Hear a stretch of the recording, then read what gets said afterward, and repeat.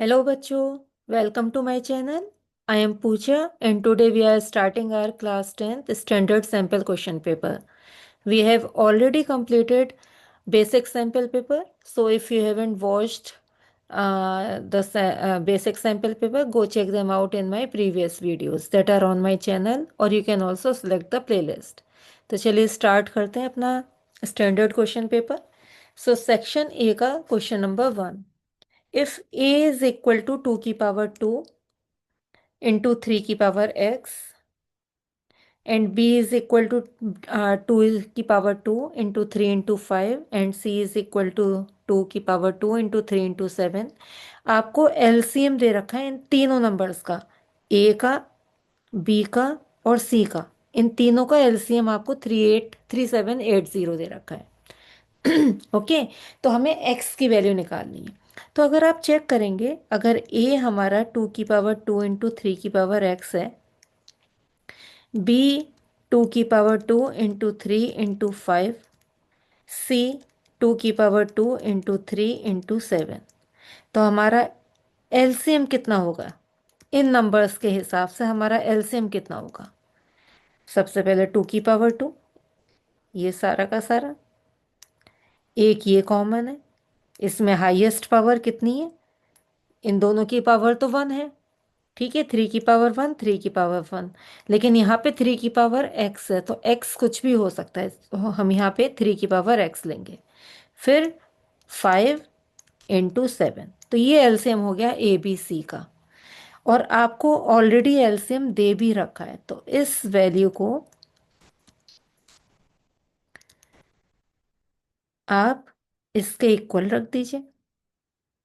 ठीक है, तो कितना आ जाएगा? 3 की power x is equal to 3780 upon 2 into 2 into 5 into 7.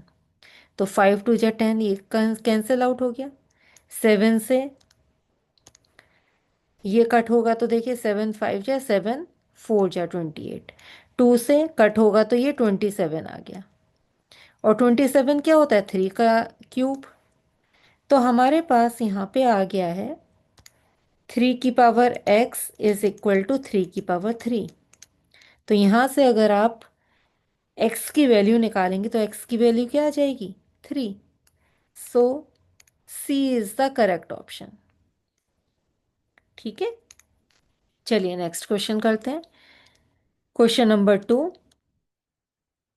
The shortest distance of the point 2,3 from y axis. अब देखिए 2,3 कहाँ बनेगा? ये मान लीजिए 1 है, ये 2 है, एक्स एक्सिस का. ये x कॉमा वाई होता है ना, तो y पे कितना? 1 2 3. x कॉमा 2,3 कहाँ पे होगा? यहाँ पे. अब आपको शॉर्टेस्ट डिस्टेंस बताना है from y axis. Y axis कहाँ है? वाई एक्सिस ये रहा. शॉर्टेस्ट डिस्टेंस क्या होगा? इतना डिस्टेंस. इतना डिस्टेंस कितना है? 2. ठीक है, तो हमारा शॉर्टेस्ट डिस्टेंस क्या होगा? क्या हो गया इस पॉइंट का from y axis? It's 2.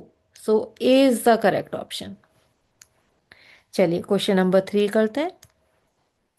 So, if the lines given by 3x plus 2y 2ky equal to 2 and 2x plus 5y plus 1 is equal to 0 are not parallel. अगर पैरेलल नहीं है तो वो इंटरसेक्टिंग होंगे. ओके. तो अगर intersecting है तो हमारा क्या होगा? a1/a2 is not equal to b1/b2. अब आप सोच रहे होंगे a1 a2 b1 b2 क्या है? देखिए जो हमारी स्टैंडर्ड इक्वेशन होती है वो होती है a1x plus b1y plus c1 equal to 0 and a2x plus b2y plus c2 equal to 0. अब आपको ये इक्वेशंस दे रखी हैं इसी फॉर्म की. तो इसमें a1 क्या है? फर्स्ट इक्वेशन में a1 क्या है? a1 is 3. b1 क्या है? b1 is 2ky. ठीक है, अभी हमें a1 a2 और b1 b2 की जरूरत है. अब सेकंड इक्वेशन में देखिए a2 क्या है? इट्स 2 एंड b2 क्या है? 5. यहाँ पे y नहीं, सॉरी 2k. ठीक है, y का कोफिशिएंट इज b1. तो यहाँ पे आप वैल्यू जब आप रखेंगे a1 upon a2, 3/2 is not equal to 2k/5। तो यहाँ से k is not equal to, सबको आप क्रॉस मल्टीप्लाई कर दीजिए। तो 5 × 3 इज 15/2 × 2 = 4। तो k की वैल्यू क्या आएगी? k is not equal to 15/4। So B is the correct option. ठीक है, क्वेश्चन नंबर 4 करते हैं। A quadrilateral ABCD is drawn to circumscribe a circle. If BC is, अच्छा चलिए पहले बनाते हैं, circumscribe करते हैं सर्किल को क्वाड्रिलेटरल से।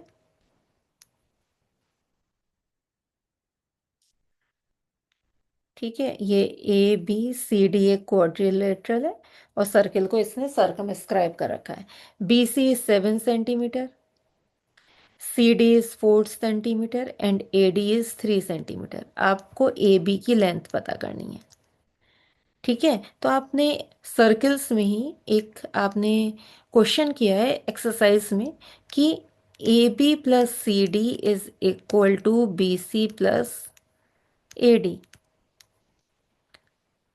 ठीक है, हम यही इसमें यूज करेंगे। तो देखिए AB कितना है, x plus CD is 4, BC is 7 plus AD is 3। तो x is equal to 10 - 4 is 6 centimetre.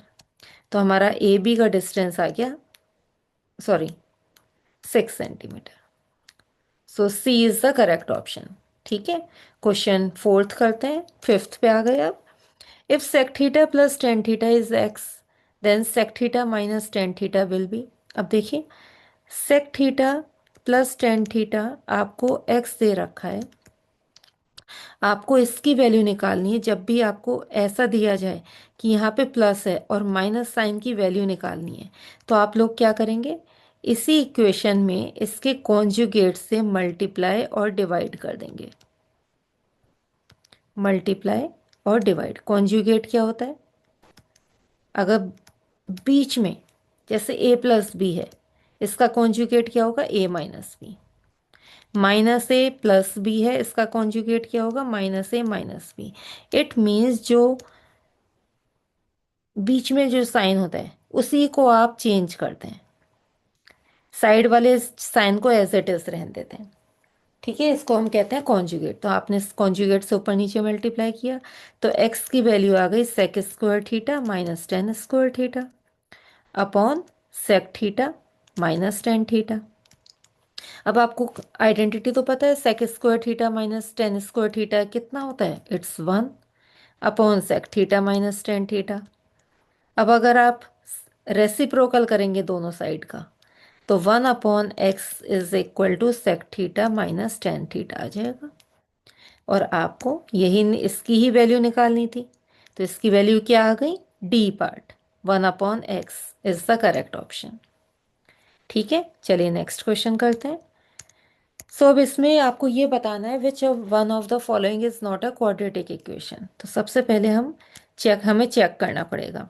तो फर्स्ट इक्वेशन में a प्लस बी का होल स्क्वायर का फॉर्मूला जब आप लगाएंगे तो x square plus 2 × 2 = 4 plus 4x is equal to 2x plus 6।